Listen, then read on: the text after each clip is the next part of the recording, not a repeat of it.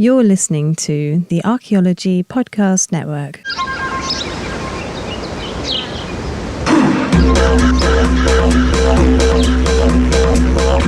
Okay, welcome to episode 38 of Ethnocynology. I'm your host, Davian Howe. I'm an anthropologist and archaeologist, and I'm here with newly minted Dr.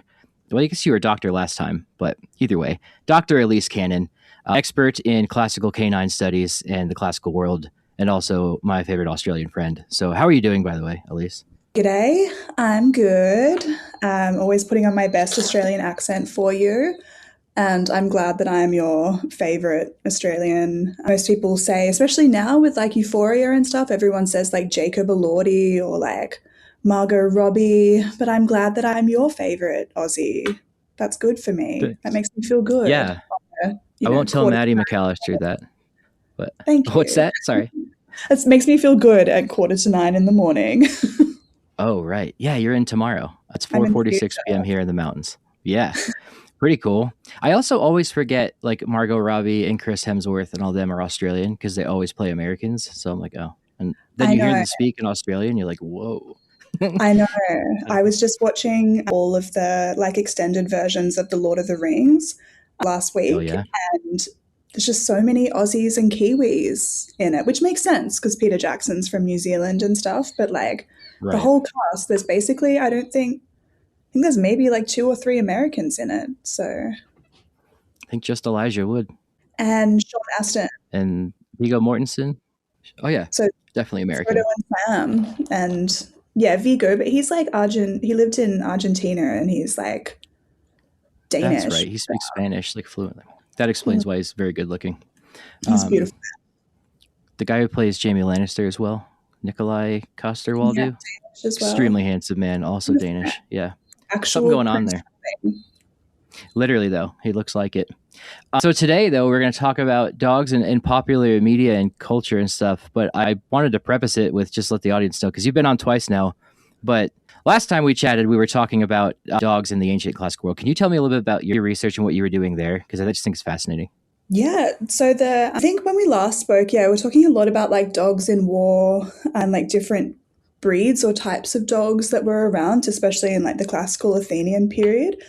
And so my doctorate was covering different sorts of like functions that dogs had in ancient Greece, but specifically what the significance of those functions were and in terms of how they changed the lives and the emotions and the thoughts of the people who interacted with them. So I looked at like dogs as guard dogs and changing from like rural areas into like urban centers, how that affected how people understood what dogs, how they would behave and how you needed to treat them for them to protect you. I looked at dogs being used in philosophy, especially in the works of Diogenes, the cynic, because cynicism is based on the Greek word kynikos, which is to be dog-like.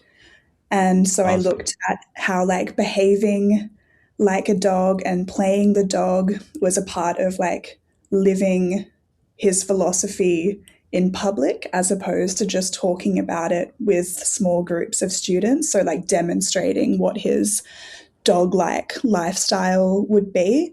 And then I also talked about the ways that dogs were increasingly conceptualized as pets or companion dogs. And that was through looking at like grave deposits and mass grave burials during 2 rounds of the Athenian plague, where there were mass graves of adults and children and these little tiny vessels that children would use for their rite of passage, their initiation into Athenian life. And those vessels were painted with little dogs and children in all sorts of like realistic, playful and domestic scenes. So I was looking at how basically the core of it was like in all these different functions that dogs have in ancient Greek society and in their lives, how can the changes in those roles be seen as like driven by context, driven by what's happening to them historically? Are there things that we can observe that are directly linked to changing their political structure, changing what happens when they're in all of these like wars, and how do human and dog relationships kind of amplify what we can learn about those periods. So it was pretty fun. I mean, yeah, it covers a lot and it's super fascinating, but I definitely want to ask you really quick though. Cynicism comes from the word, like the root word dog, cynos or whatever. Why do you think dog behavior is associated with cynical behavior? Like, what's that link? It's funny because, our term for the way that we understand cynicism is, someone who's a bit like, non-believing, a bit more like questions things, or, is a bit of a contrarian against the norm. And that is, I think, essentially what Diogenes of Sinope, Diogenes the Cynic, was doing. So when he was philosophizing, everything he did was outside. He was not in private spaces, in an academy, or in people's houses giving talks or discussing philosophy with young men. He was in the agora, in the public shopping spaces, doing some pretty wild stuff. A lot of it is pretty yucky. So he likes to go to the toilet in public, both ones and twos. And you can imagine what that would be like in, like someone's going to a shopping plaza or a mall or whatever, because that's where everyone is, and just like sitting in the center of the food guy court, shitting outside of an Abercrombie. Just taking a dump because that's where he needed to go. He also pleasured himself publicly, which, good for him. Not here to kink shame, but that was something that he did.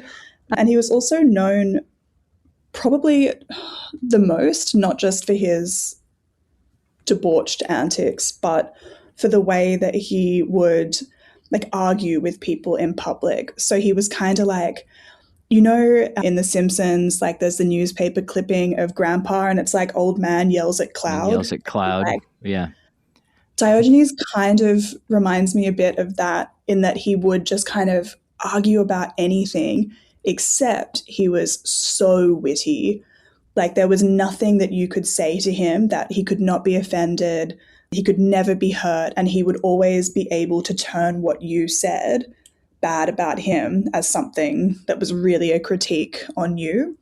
And so how that is dog-like is that at the core of the cynic lifestyle back then was questioning what it is that society does, those unspoken rules that determine your behavior in public, and how that actually removes you from your natural instincts, both as a human but also as an animal. So I always thought that was really interesting, that if people were disgusted by the things that he did, or they did say negative things to him about being a cantankerous old man or whatever, the fact that he could throw it back on them was always a way to show them, like, well, you only think this because you've been conditioned to think this way. So what does that say about you if you're so offended by me? And why can't you think for yourself about what it is to be a human, what it is to be in this city versus other cities, and why we can't have these conversations? So that's the more like the retorts and like the sharp barbs back at people was seen as a form of barking. The like living in public, going to the toilet in public, that is dog-like as well. But all of that is to show like dogs don't know hierarchy. They don't recognize these sort of like human structures, social structures that we have. They just exist. So humans can also become more than human, or more human in general, by behaving and understanding that they too are animals, which I think is or at least like state level, human hierarchies and things like that. They don't get taxes. They have no idea. They are just not bothered. Yeah. Okay, that's interesting. I didn't really think about that. Okay, like cynicism and dogs is similar. And then you had mentioned the Athenian plague. But I think the last time we chatted something about when that plague happened, that's when you saw more dog like motifs and artifacts and paintings? Yeah, definitely these like tiny little white fluffy dogs. They start becoming a bit more common around like 500 BC, but then there's like two waves of this Athenian plague that basically just like decimates the whole population. And Athens is also in the middle of a war, this very long war at the time. So if it's not like grain shortages or, sieges, land and at sea, then it's this plague that's just wreaking havoc and like poisoning the water. It's spreading really quickly. This would have been the Peloponnesian War? Sorry. The Peloponnesian War, yeah. So it's everywhere. And Thucydides, the historian he tries to explain like the pathology of it, describing like the symptoms and things, but there's no, I think like epidemiologists and stuff have tried to understand what this sort of virus was for such a long time, but it's so hard with someone that's writing about it in ancient Greek, and Thucydides has his own writing style.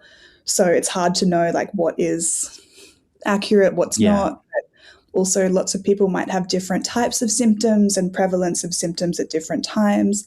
But basically because of this, Athens is just a disaster zone. And out of that, you start seeing changes in the ways that people have to bury their loved ones because the death rate, the mortality rate is getting so high. People have to like share funeral pyres instead of having one funeral pyre per person because people just can't afford it. It's not time efficient. So, and you're also getting more like mass burials and things, which is just not really practiced, only in times of like genuine like chaos. And in those mass burials and things, you start to see some skeletons of children because Thucydides says like this plague like just struck indiscriminately. It didn't matter if you were young or old, rich or poor, whatever. And so you start seeing children in these burials alongside these tiny little vessels, like these little ancient Athenian like sippy cup or like little poppers, like I don't know, pop top drinks, but they're little ceramic vessels that children would have had their first taste of wine from as like an initiation into becoming, part of their like local fraternity, especially for boys. Like their fratry is their version of like a fraternity. And so children are getting buried with those, and on those little vessels are very specific scenes of these tiny little white dogs that are playing with children. Sometimes the children are like dangling out some food for them. Sometimes they're running with a ball, or they're chasing them, or they're jumping up at them. So they're very like cute, like domestic scenes of children playing with dogs. And up until that point, that just wasn't something that you would see on vessels, like these sort of domestic scenes and like the realism with which the children were being painted, like physically. So without that plague, you wouldn't have this shift in like a painterly style, and you wouldn't have this increase in domestic scenes that allows us to see these little dogs being in the house as well.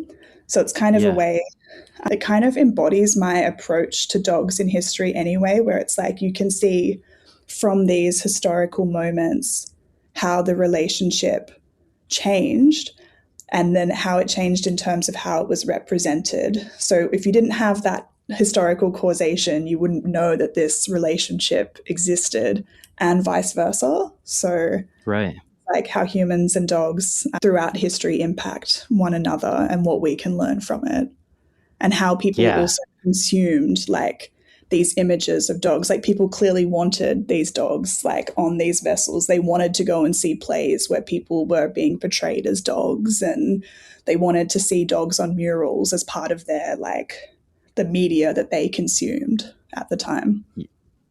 Yeah.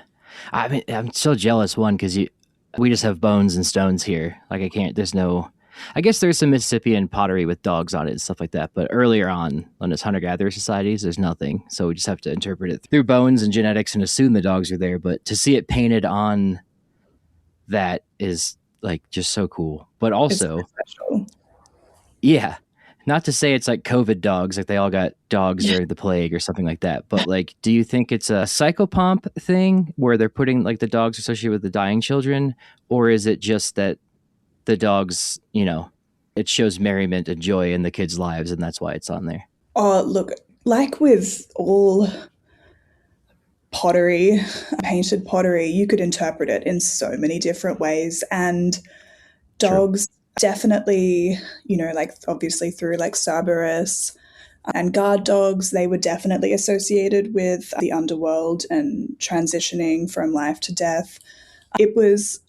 I kind of thought it would be really funny if these tiny little fluffy white dogs became some sort of like underworld minion. Yeah. Like how like Hagrid's dog in Harry Potter was called Fluffy, even though it's like this was Cerberus, wasn't it? Beast. Yeah.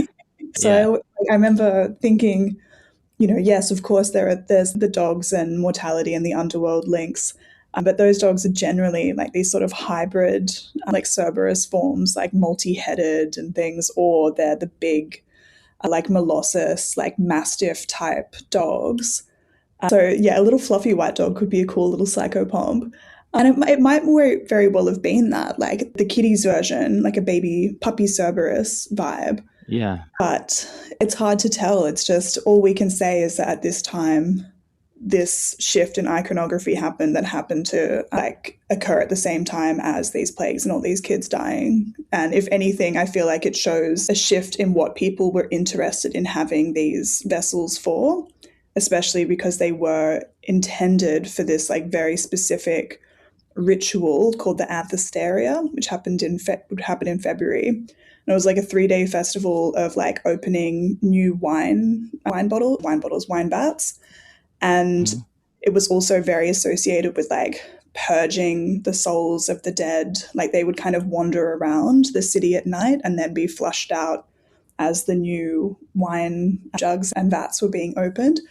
So there's already, even within that one festival, like so many different layers of like life and death and rebirth. And so if these children were using these vessels at this festival as part of their rite of passage and trying this wine as an initiation into the next phase of their lives, maybe if they didn't reach that phase because they died from the plague earlier, or they reached that phase and then passed away, it's still, that vessel has then taken on its own new meaning in that it's now in situ in that burial context, despite that it might have had that ritual context intended. So we just don't know, obviously, but the great thing about the pottery is that you can interpret it in so many different like life and death and rebirth kind of ways, like even based on where it was found and what is on it can give you so many different reads. Yeah. We need to co-author a book on all this, just like you're the Greece chapter, or just you do your own book, but like there's so much cool information there. It's just so interesting. One day.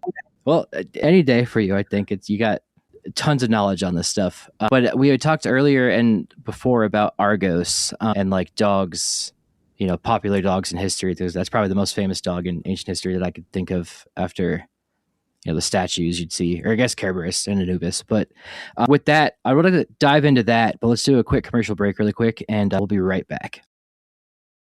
Okay, and we're back with episode 38 of Ethnocynology with Dr. Alyce Cannon. I'd asked you before we took a break about Argos. Can you just, obviously the Odyssey is big in people's minds right now, so can I just have you explain Argos, and then we can go into like, Futurama and stuff too? Yes. It's a similar story. Oh, what a story. I feel like it's the archetype of the loyal dog that has kind of just permeated throughout every single culture. I feel like all cultures have at least one story about a dog that kind of went above and beyond in showing its loyalty to man. And Argus is definitely my favorite, I think. And I feel like he's going to become big in the next like month, especially because like Nolan's Odyssey is coming out and that's already causing a lot of interesting debate in general.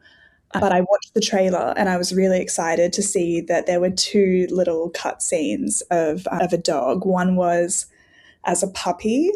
So I hope that's Argos as a puppy. I will I would imagine. So, but it's kind of like this spot. The puppy kind of looks like a spotted, like a German pointer-ish kind of dog. And then the scene straight after, if you watch the trailer, is then this older dog. And it looks more like a mastiff cross sort of deerhound vibe, which is kind of what I imagined Argos to look like. So he's Cerberus mean like spotted, I think, or something like that, or spot. Like that. I think I saw that on like a meme or something that he means like spot-headed or something. Oh, no, I'm sorry. Okay. I detracted. No, leave that with me. I'm so much of like ancient Greek texts when they're talking about dogs. Yeah, they tend to describe them like via sort of vague physical characteristics. Spotted. Cool. Yeah, that's cool. Or flesh devouring, depending on your translation. Apparently. Yeah, see, I'm always going for a bit more like chomp energy, because there's lots of like different ways of whether or not he's got like 3 heads or 50 heads or 100 heads, depending on who's describing him at the time. But I like that with Argus, he is, for those that might not know the story, he was Odysseus's dog.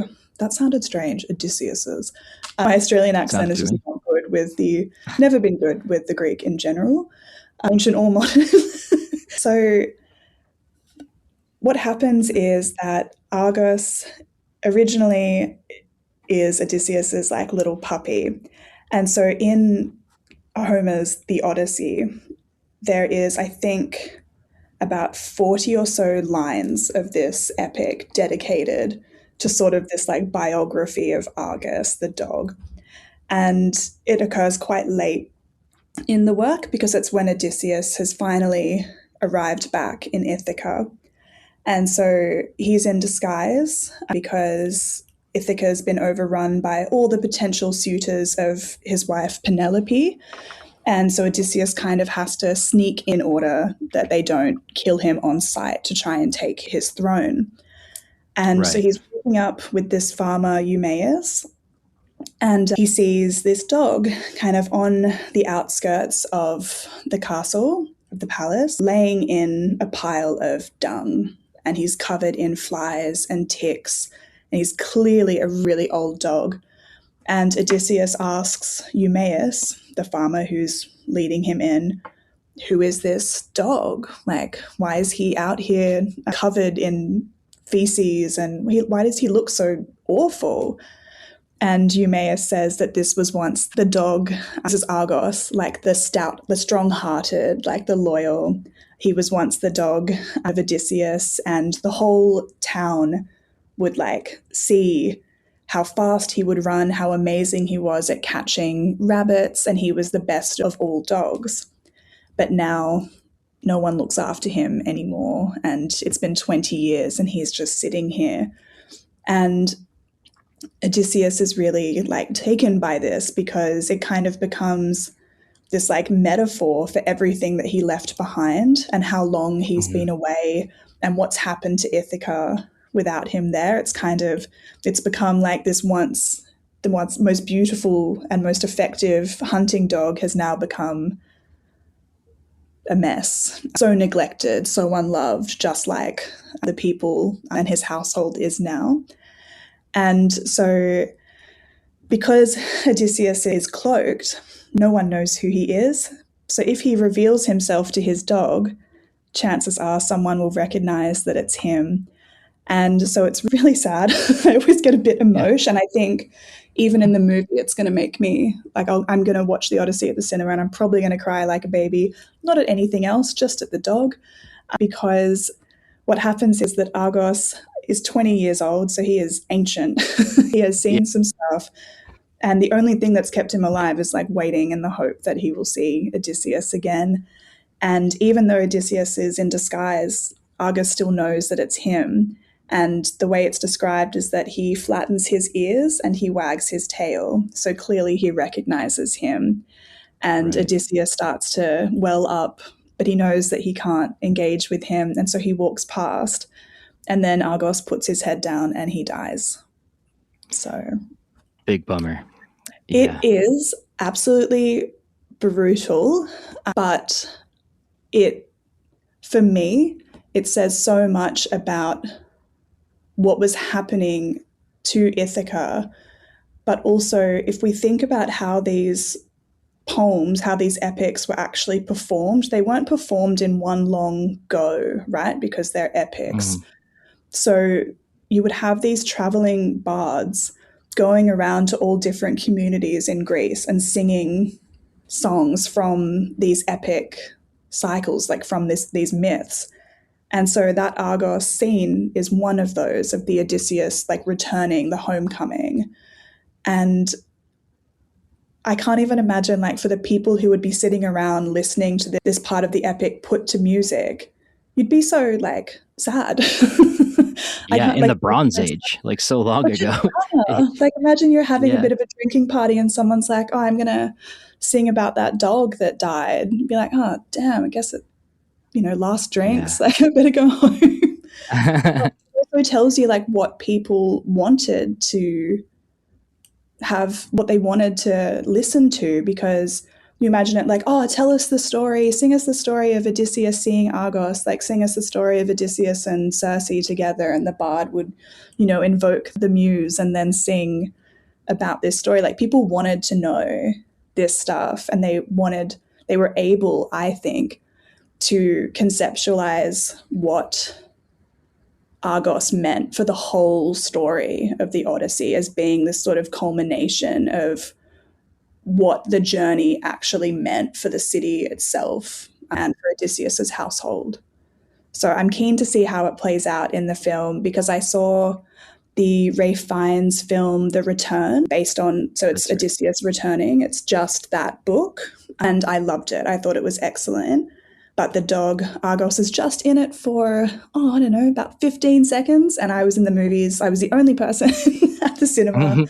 And as soon as that bloody dog came up, I was like,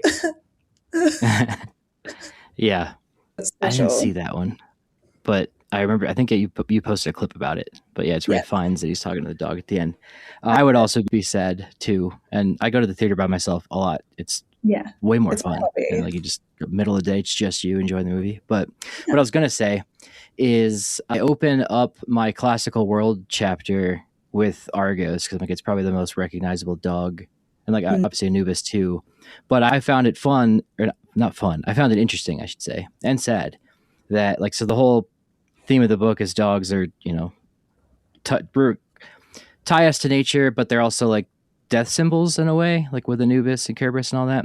So the most famous dog it's sung about in this epic poem, but told by a blind man 3,000 years ago. Like, as soon as you see the dog, it dies. So like, they're always associated with like death in some way, or some kind of acceptance or grief, and it's probably a metaphor because he's been gone so long, his back, and like his old life is dying and gone. So it's just very powerful. Like, so I start with that, and I'm like, all right, well, that's sad. Let's go to China. And then like, I'm talking about like food dogs in China and stuff. But it's interesting. And then I think what we're going to talk about too is like, in a lot of movies, and I end the book with like dogs in apocalypse stories, like I Am Legend and The Road and stuff. Like, the dog is always a weird moral, I shouldn't say weird, but an interesting moral anchor in the story. Like, the people aren't cannibals if they have a dog. They would have eaten the dog. Or they're good people. You can trust them if they have a dog. And then in I Am Legend, which we get into, it's like in The Martian, Matt Damon's talking to like a camera, like a video. He's vlogging. So that's how, it's not just him talking to himself. But with I Am Legend, it's this interesting plot device where he's talking to a dog. So he can still be the last man on Earth, but he has a dog. But then you're like, this dog's going to die. And like, it's just like that motif has lasted for 3,000 years. It's very interesting. So I'll stop yapping, but where did you want to go with this? Or if you have any comments on that, sorry. I feel like the dog always has to die for the moral of the story to be told. Like, especially something like a dog like Argos. I feel like we, as societies in general, maybe just as humans, there is so much, like, the depth of our emotions, we can't adequately portray them through a human actor. The extent of it can only ever really be portrayed like through an animal, like a dog. Like I'm one of those people in movies, like if a human dies, unless I'm like really attached to them as a character, if they're like Ned Stark or something, then I don't really care. I'm like, oh, okay, well, yeah, that sucks for the narrative, I understand. But when it's any animal, and if it's especially a dog, I'm like, how dare you? That's why there is a whole website called Does the Dog Die? So that people can check a film to see if the dog dies because they might not want to go and watch it if so, because I know there is a generation of people who are traumatized by Marley and Me, who are traumatized by Hachi a Dog's Tale. And because these stories, they convey like a depth of emotion that we just cannot do through human actors. And I love that because it kind of shows how our emotions go beyond like ourselves as well. Like we can connect so much with, like, the most amazing thing about humans is that we can forge an emotional connection with almost anything. But the deepest part of that connection is with dogs, I feel anyway, because they reflect so much about ourselves and so much what we think we should do or ought to do as well. And so there'd be no other way to effectively like demonstrate the impact of coming home like that as Argos does. That's really well put. And I say this often too, but like, since we're primates and we're social mammals that have to be in groups and have connection and physical touch with others, especially like lately where it's all long distance. Like, I mean, I've never met you in person, not that I'm trying to, stroke your hair or something, but like when you have, sorry, that was weird.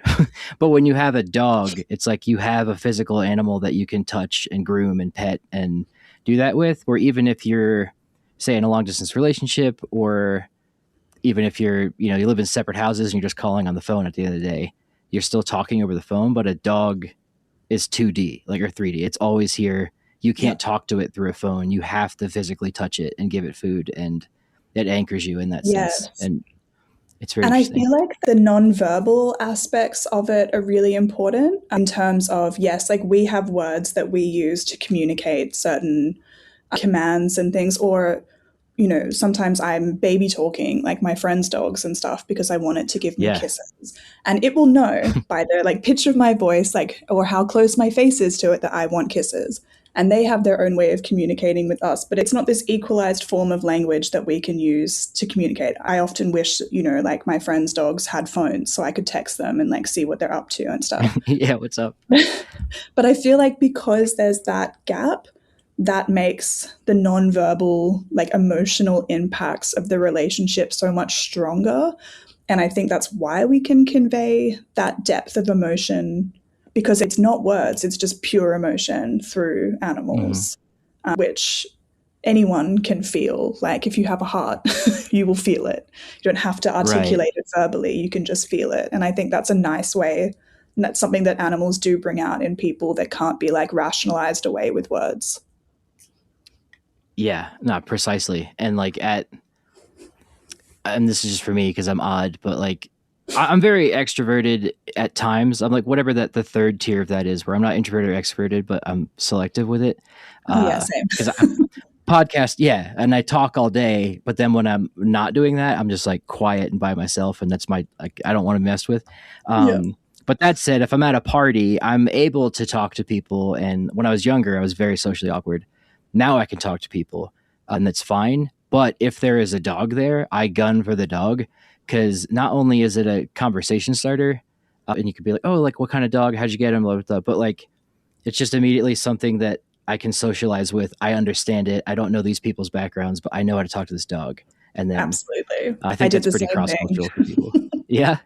Oh, absolutely. I went out with my parents and their group of friends. So everyone's in their 70s, and we're on this like steamboat on the weekend, and the captain had a dog. So what did I do? Before I went and talked to all of the lovely people that my parents were with, I hung out with the sailor dog for a bit, because it's just like, it's also a way for me to like regulate my emotions before getting into a new social situation. I can be like, oh, cool. If there's a dog, I'm comfortable. Great. Now I can go and have these chats. Yeah, it's like a bridge, but like social bridge in that sense. Yeah. And a cognitive and emotional bridge for us, like weird brain people as well. We need there to be a dog there so we feel more comfortable. Yeah, or at the very least, if I'm completely checked out socially after socializing for 10 minutes and be like, oh, what do you do? Where are you from?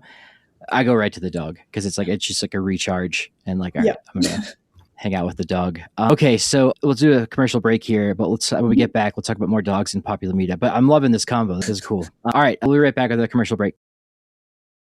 And we're back with episode 38 of Ethnocynology. I'm here with Dr. Alyce Cannon. We're talking about sad stuff with dying dogs in Greek mythologies. So we had talked a little bit about Seymour. Is it Seymour Butts? Seymour asses or Seymour asses. That's my American accent. Very good American accent, by the way. So for those unfamiliar, that's the dog from Futurama. But yeah, can I just have you paint the scene? Because I've seen this in clips, but I've never watched the full episode, though I do love Futurama when I have seen it. But yeah, can you go? It is the one episode that I struggle the most with in television history.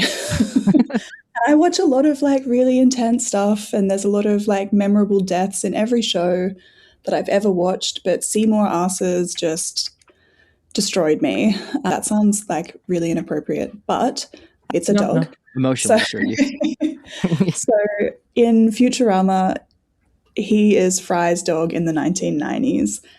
In that, like, he's kind of this dog that follows Fry around at the pizza shop and is always sitting for him, like, to say hello after his shift. So for me, it's not clear if it's his actual, like, pet dog or if it's, like, a stray that he's kind of bonded with. So when Fry goes into the future, in this episode, he realizes that he never got to say goodbye to Seymour. And so he time travels back just to kind of see what he was like. And he toys with the idea of like cryo-freezing Seymour and bringing him to the future with him. But this montage plays and it's like basically Seymour to Fry looks like he's gone and had a really nice life without him. And so Fry's like, oh, well, I won't bring him into the future because he was okay. And so he doesn't. But then the cut scene, which destroys me, Fry doesn't realize that Seymour actually went to the pizza shop every day and waited for him in like the cold and the snow. And that's where he passed away. So in the narrative of the cartoon, it's implied that, Fry never knows that Seymour waits, and Seymour never knows that Fry came back for him. Seymour never knew what happened to Fry. He just knew that if he went there, maybe he'd see him again. And that is, Hachi, the Akita that waits at the train station that they've made a couple of movies on, which also destroy me and I cannot watch. Because they're just like... I didn't add him to the book. Should have done that. Sorry. It's amazing. I know. That's like the most known dog loyalty story. Anyway, I'll let you continue. And I think it's a specific type of dog loyalty that us humans, like, we valorize it because we could never, we would never give up like shelter, food, comfort for something that we don't know will come back. Just in that present moment, that's what we know the dog knows they have to do in order to get that reward of seeing their person again. And so those tales of like dog loyalty, like Argos, like Seymour, like Hachi, like Greyfriars Bobby in Scotland, they are just dogs that do beyond human displays of loyalty that we just love so much because we can't do it ourselves. What was that last one you mentioned in Scotland? Greyfriars Bobby. So it's a story about this dog in Edinburgh who waits at his owner's gravesite in like the main Edinburgh cemetery. And he has a little, if you go to Edinburgh, they've got a statue of him. You can go and give him a pat. My friend just posted a picture today touching the dog's nose when she was in Scotland. Okay. It's very special. It's very special. There's lots of competing narratives about Bobby, and that maybe he also liked hanging out in the cemetery because there were some decaying snacks he could eat. But the general story is that people knew him to always be sat at his owner's gravesite until he died as well. a bummer and sad. But it is interesting because part of the central thesis of my book is like, okay, yes, these dogs are associated with death, like Anubis and Cerberus and all that, but why is that cross-cultural? And like, if you want to go the Atlantean route and be like, oh, people were in contact and like the Mexicans and the Egyptians, like, contacted or something. But no, I think like in the Aztec creation story, Quetzalcoatl and Xolotl go down to the underworld to get bones to make people out of from the Mictlantecuhtli is the god of the dead. And that's where all the bones were from trying to make different iterations of people first. But it's interesting that Quetzalcoatl, his brother, is a dog, and he has to go find human bones to make people out of. So whether that means, that they weren't big until 1400 AD or CE, so they had no connection to Egyptians. But I think it's just that with Anubis, like the jackals, and Cerberus being the underworld guardian, it's like dogs associate scavenging with bones, which comes from domestication, which is where that probably stems from in our psyche. But also it's the loyalty aspect, that they are so loyal and they love us, and then they die relatively quickly versus people in our lives. So you learn about death 4 or 5 times. Like your mom and dad are only going to die once, but you'll have 4 or 5 dogs that die before then. So, I mean, if you're having the standard lifestyle, Yes. So, and that's something interesting. I don't know. No, I love that because it's thinking about, I know with like ancient Greek religion and myth, there are certain like deities who are associated with dogs. And one is Hecate, who guards like the crossroads. So like intersections and stuff in pathways. And crossroads are also notoriously associated with death in the afterlife, not knowing what's coming around the corner, like death could be lurking sort of thing. And so one of her sort of sigils are dogs as well. And she was many-headed, like 3-headed, to look all these different ways. And sometimes people would offer her, like sacrifice puppies to her and things. And the barking of dogs would herald that Hecate was near. So thinking about that sort of like evolutionary aspect, like trying to make that connection of a dog's bark would alert people to some potential danger. And a side effect of danger could mean death. And so kind of that trickling down, I think, is really interesting. And then how it impacts different cultural myths around dogs and death as well. Like they're able to alert you to the things that are there just in case it might kill you. That's fascinating too. And I get, Romulus and Remus are left to die, but they're saved by a wolf, which is interesting too. It's a little different, but it's similar. Yeah, that's fascinating. But I don't know.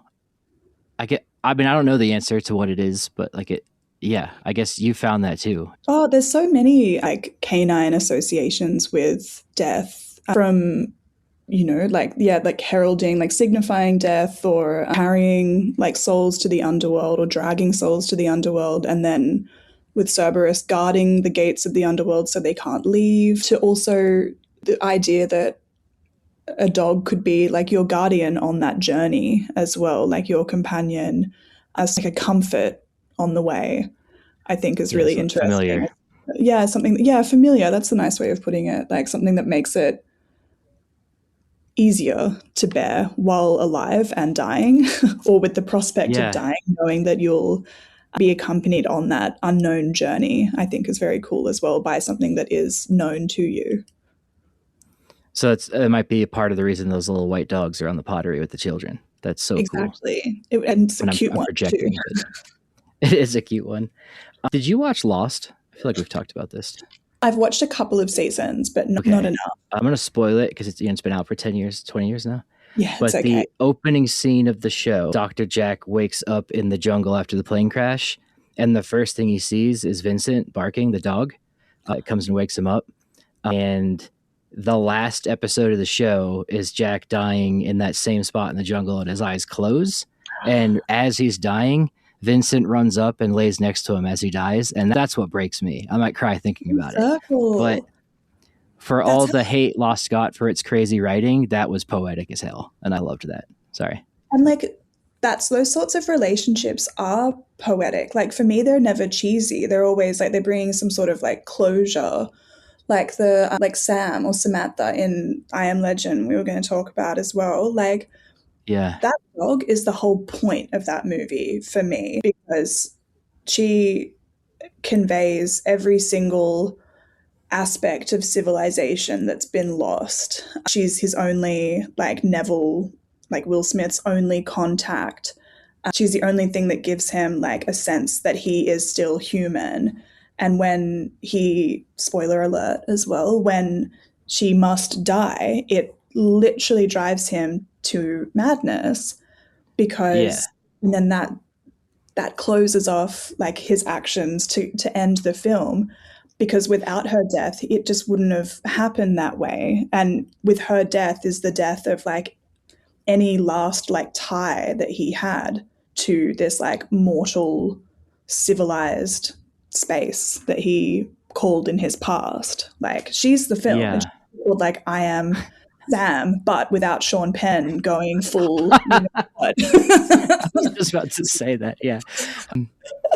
And I think, I don't remember if I said this on a podcast, I wrote it somewhere, but it's in my head. The way I've phrased this before is like in I Am Legend, he's like desperately trying to find a cure to save humanity and like cure these people, but he only loses his humanity after he loses his dog, because he tries to kill himself and like pills and drives the car out of the pier and stuff. So it's a powerful motif, and I guess it's been around for 3,000. How old is the Odyssey? 3,000 years old? 2,000? Oh, it's so old. It's like Bronze Age stuff, like 750 BC ish, but set in the Bronze Age.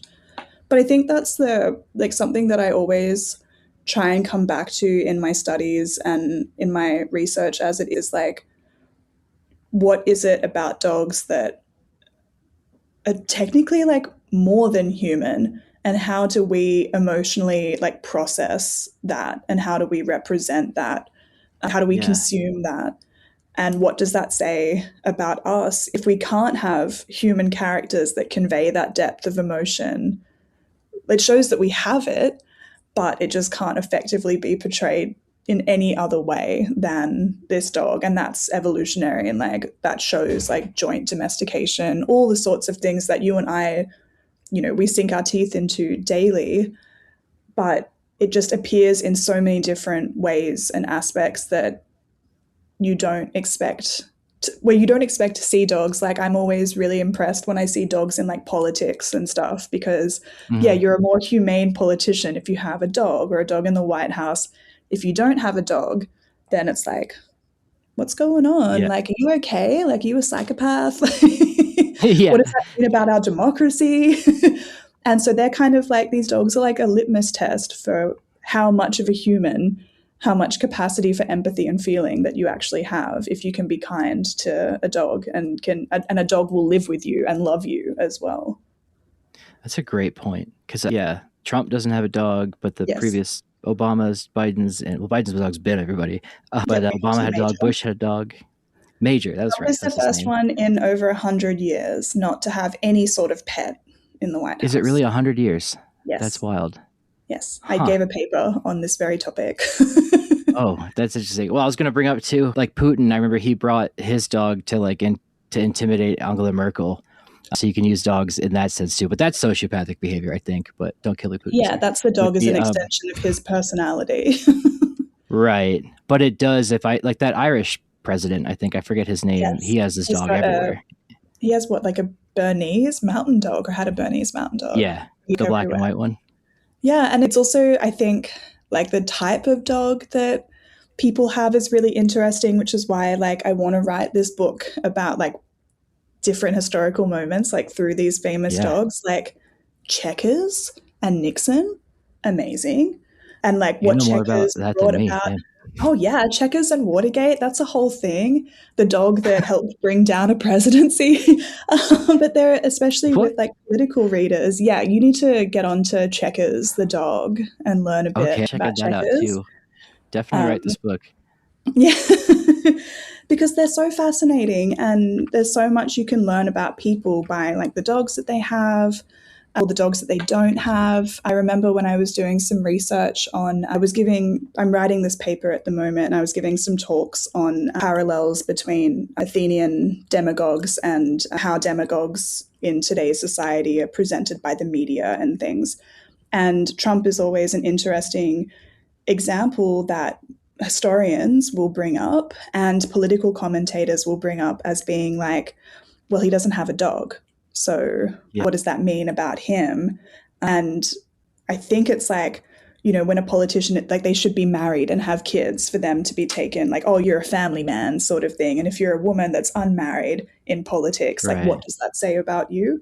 And so for someone to not have a dog, if you Google like articles, like there was literally, I think there was a New York Times one that was like, why Donald Trump hates dogs and what this might mean for you.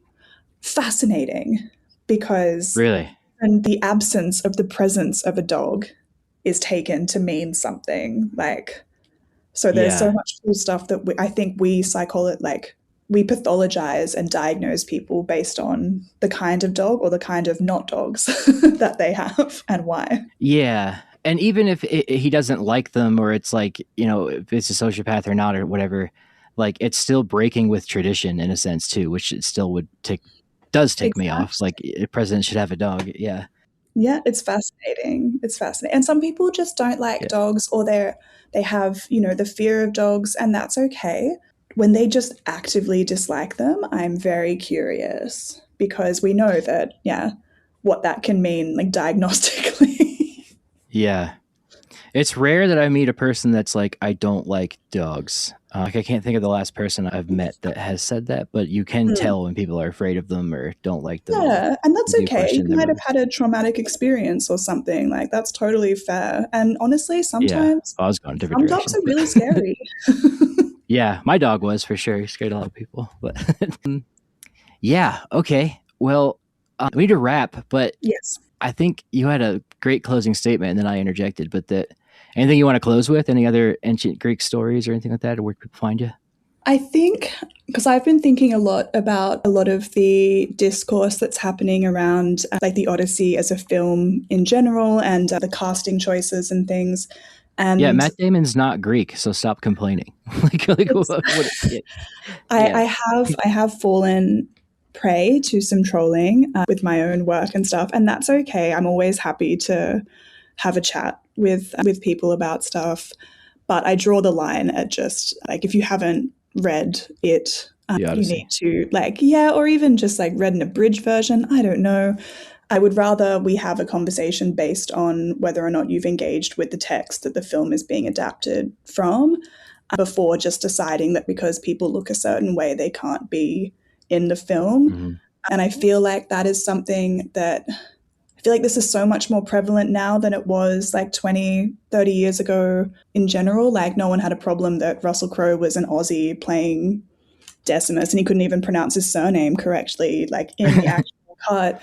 No one had a problem with that. Like no one had a problem with Commodus actually dying in the arena when he did not, or that, you know, Marcus Aurelius didn't want him to be emperor. Like he actually did. They co-ruled together. Like people just kind of get to pick and choose what they want to be outraged about. And I feel like when we get any opportunity to see the ancient world on film, we just should be kind of grateful. There are some things in the new adaptation that, you know, maybe I might be like, oh, I wish they didn't do that. But again, I have not seen the film. So until I see the film, I will reserve any outrageous opinions I might have based on a trailer comprised of lots of different cutscenes. But I hope, my final thought, my hope is that Argos gets the screen time that he deserves. We can only hope. And I will text you as soon as I see it and let you know if I cried too. Great. Well, Alyce, thank you again. It's always a pleasure having you on. You're just a wealth of knowledge, and I could talk to you for literal hours, but you have to go to a conference. And you're in tomorrow. So, History Doggos, is it still your same Instagram? That's still my thing. I'm bad with it, but I want to try and do more. Hopefully now I'm medicated for my ADHD, I'll be able to be more present. Yeah. Adderall gang. All right. Speaking of, this episode is sponsored by DM. I'm just kidding. It is sponsored by you and me. You go to fluent.pet/David to get my dog course. If you like my dog lecture, great. 3 hours of it on the course. It's easy enough. Fluent.pet/David. DavidHowe.com for all your merch and stuff if you want that. And then please remember to rate and review the podcast. If you're on YouTube, hit subscribe. And please listen to anything else on the Archaeology Podcast Network. And Alyce, thank you again. We'll catch you next time. See you next time.